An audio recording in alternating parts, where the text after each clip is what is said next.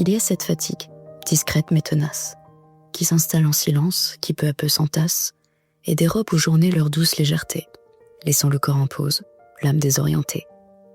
Puis viennent ces signes, étranges, imprévisibles, des messages du corps, subtils mais irrépressibles, des sensations floues que l'on ose expliquer, tant elles semblent lointaines, difficiles à nommer. Lynn avance malgré tout, espérant que tout passe, jusqu'au jour où des mots tombent, lourds, pleins de menaces.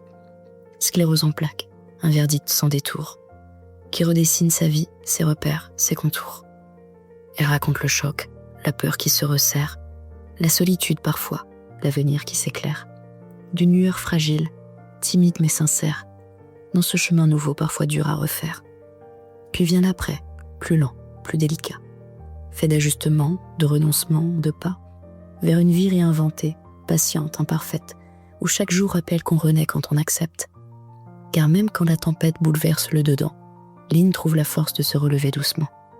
Et si votre maladie se cache et ne se voit jamais, si l'on vous répète encore, tu exagères, tu sais, cet épisode pourrait toucher un écho secret, celui où l'on garde ses forces et ses regrets. Vous écoutez État d'âme, le podcast au cœur de votre santé, pour toutes les femmes dont le corps et l'esprit ont été bouleversés. Excellente écoute.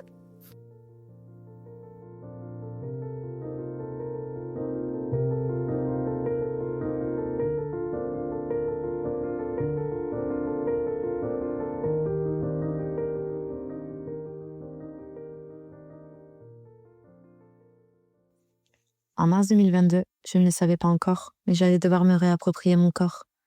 J'étais déjà en pleine étude pour réaliser mon rêve, devenir éducatrice spécialisée.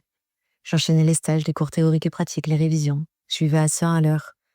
Les premiers signes m'ont alerté. Une fatigue écrasante, une jambe droite qui claque, des engourdissements, des fourmillements électriques dans tout le côté droit du corps. La crispation de la main, douloureuse, que je ne peux plus utiliser. Et puis, un ami m'a conseillé de consulter mon médecin traitant. J'y suis allée lors d'un rendez-vous lambda pour une ordonnance de bilan sanguin annuel. Quand je lui ai parlé des symptômes, il m'a immédiatement parlé d'une IRM cérébrale. Sur le coup, j'ai pas trop compris. Je pense que j'étais pas encore en train de réaliser que les symptômes étaient sérieux. Au départ, je me suis dit c'est bon, c'est le stress, ça va passer. J'ai essayé de rationaliser, de me convaincre que c'était rien. Mais au fond de moi, une petite voix me disait que quelque chose n'allait pas. La période où je n'avais pas encore de réponse a été la plus difficile. Un mélange de doute, de peur et de solitude immense. Personne ne voyait ce que je vivais. Et moi-même, je ne comprenais pas. J'ai récupéré les résultats à l'hôpital quelques jours après. En entrant dans la voiture, j'ai fait quelque chose que tout le monde aurait fait. J'ai ouvert l'enveloppe des résultats. Je lisais sans comprendre tous ces termes médicaux et puis j'ai vu la conclusion et là mon souffle s'est coupé. Sclérose en plaques. Je savais même pas ce que c'était. J'ai été prise d'un brouillard mental, puis ma vue elle s'est floutée, non pas par les symptômes mais par les lames qui remplissaient mes yeux.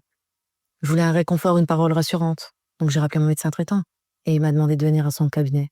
Une fois là-bas, il m'a expliqué que j'allais devoir repasser des examens, mais à l'hôpital Roger Salengro de Lille, parce qu'il y a un des meilleurs professeurs et neurologues de France. J'ai été convoquée en juillet 2022 alors que j'étais toujours en pleine étude. Et j'y suis restée 5 jours pour des scanners, des IRM, des prises de sang, des ponctions lombaires. La fameuse appréciée de tous. Et la neurologue m'a invitée dans son bureau suite aux examens. Là, elle a confirmé le diagnostic et tout a basculé.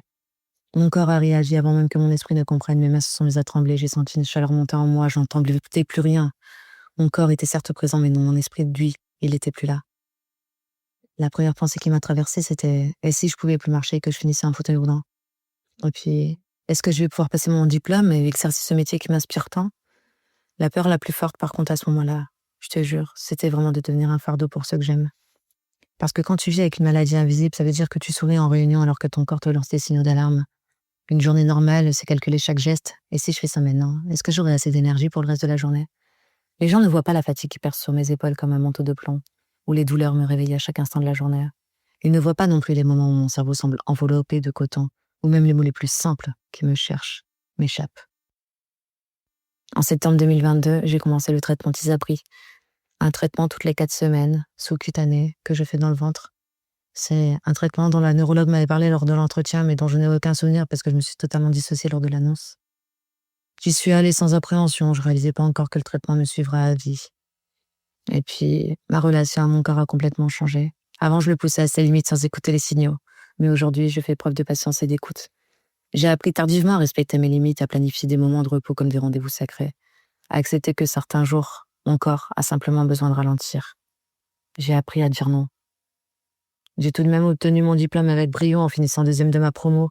Mes émotions étaient pourtant très contradictoires, c'était un peu les ascenseurs émotionnels. Tu vois, t'as cette sensation de victoire sur la vie d'avoir réussi, d'avoir obtenu ce diplôme, mais t'as l'anéantissement du diagnostic. Être éducatrice spécialisée, c'était plus qu'un métier, c'était une vocation, une mission. Chaque jeune que j'aidais, que j'accompagnais, me donnait l'impression de changer le monde, un pas à la fois. Je suivais, j'accompagnais les échecs, les réussites, les joies et les peines. Je donnais tout ce que je pouvais, tout le temps. Mais mon corps, il a tiré des sonnettes d'alarme en avril 2025. J'ai demandé en 80% suite à un MRQTH, mais ça n'a pas été possible, alors j'ai continué. Au même rythme. Sauf qu'en juin 2025, à force de tout donner, mon corps a décidé que lui, ce serait la fin. J'ai enchaîné les arrêts, prise d'énormes douleurs et d'une fatigue si puissante que je ne pouvais plus avancer, plus me mouvoir, faire ces gestes pourtant si simples de la vie quotidienne. Ça a été le déclencheur. J'ai demandé une rupture conventionnelle, le cœur très lourd parce que je savais au fond de moi que ce rythme me mettait en danger. La partie la plus douloureuse de cette transition, ça a été le deuil. Le deuil de mon identité professionnelle, de ma routine, mais surtout de cette sensation d'être utile comme avant. Mais j'ai quelque chose qui m'a soulagée. C'est réaliser que je peux encore aider différemment. Aujourd'hui, j'écris pour partager mon expérience et ça, c'est une nouvelle façon de donner du sens à ce que je vis. L'écriture est devenue vitale pour moi. Elle permet de déposer ce que je porte. J'écris comme si j'écrivais à la femme que j'étais au moment du diagnostic et je lui dirais « Tu es plus forte que tu ne le crois. La CEP ne définira pas ta vie. Elle en fera partie, mais elle ne sera pas toute ta vie. Et toi, tu feras tout pour en faire ton allié. » En septembre 2025, je me suis tournée vers le digital, principalement par nécessité, mais finalement c'est devenu une liberté. Travailler depuis chez moi me permet de gérer mon énergie, de ne pas travailler une journée parce que je suis fatiguée ou en fin de traitement. J'ai plus d'explications ou de justifications à donner lorsque je me sens pas bien. Du regard incompréhensif des collègues à gérer. Je fais mes horaires, je choisis mes jours de travail. J'ai plus de compte à rendre à part moi-même. J'ai dû déconstruire cette culpabilité de ne pas faire assez et d'apprendre à remplacer les je dois par je choisis. Aujourd'hui, je vis selon un rythme qui me respecte et c'est un luxe que je n'aurais jamais imaginé avant. Quand j'ai rejoint mon académie, je recherchais une communauté, une méthode, mais surtout de la douceur. Tu sais ce qui a changé dans ma vie? J'ai retrouvé la confiance. Je suis plus la malade. Je suis Lynn, avec mes forces, mes limites, mes projets. J'ai appris à me projeter dans l'avenir sans avoir peur que la CEP pourrait m'enlever. Je retrouve toutes les valeurs que je cherchais dans mes anciens emplois, la bienveillance, l'entraide, l'écoute, le soutien. Et puis, aujourd'hui, je peux dire que je me construis une vie à mon rythme. J'ai enfin compris que je n'avais pas à m'excuser pour mes besoins. Mon plus grand apprentissage avec la CEP, c'est d'avoir appris à choisir mes batailles, choisir la douceur, la paix, et surtout, choisir et vivre pleinement, malgré tout. À une femme qui s'épuise mais qui n'ose pas ralentir, j'aimerais dire, ton corps te parle, écoute-le avant qu'il ne crie. Et si je devais te résumer mon parcours en une seule phrase, ce serait: la CEP a brisé mon ancienne vie, mais elle m'a offert aussi une nouvelle façon de vivre, plus lente, plus vraie, plus douce, plus moi. Si mon histoire t'a fait réfléchir, n'hésite pas à en parler, parce que parfois le simple fait de savoir qu'on n'est pas tout seul, ça peut tout changer. Prends soin de toi.